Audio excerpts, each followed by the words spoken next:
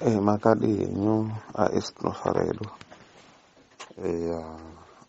zvakaita musi wefriday uri musi wa27 May. Vana vakati vada kuenda kulibrary kuri kuma10 ndopo vakabva pamba vachienda kulibrary. Mafridays library inovhura na2.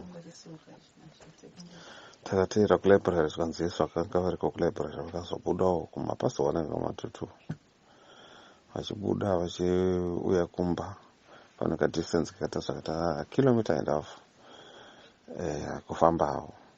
Saka vachifamba kudaro panoita sepainzi pakasvika mota here ida kuvapa lift zvisvadai ichibva taura number plate tichitresa mota iyaiya nemapurisa. Takatresa munhu wacho anga ari muindia akaroora murungu. Mukadzi uyo anga ari murungu akaofa lift but paakavadhiropa vanga vasirivo vaakadhiropa, saka murungu uyu akabva amboiswa pasaidi. Sorry. Zvadaro tiri kutotresa kuona zvakare futi kuti zvakabva zvapa kuti dzokera futi kulibrary tiona kuti pavakabuda vakaenda nekupi chakwe chako. Saka location yacho nekutonetsa uyezve tatopa nyaya yemafoni.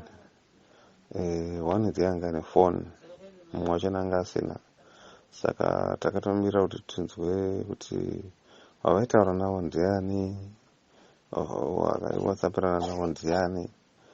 Pari zvino ndo pastage yatavi kuti tizive kuti vakaenda ndokupi hatitozivi, kana kuti zvichii chakaitika hatitozivi. Vanongoregana vasauya kumba kusvika pari zvino tikutongotsvaga. Nhasi iFriday dzatoo 2 weeks dzakazara tisinavo, tisingatosiva kuti vari pai, vari kuitei, ndiani akavatora, handimavona vari kudyei. Ndonda tanga tatoti ngatitokanda maneti fedha titoenda nekumusha chako tichikanda tichingodaro. Handimapaona tiri kuno kuMuizenberg muCape Town, southern side weCape Town ndo kwatiri maita basa.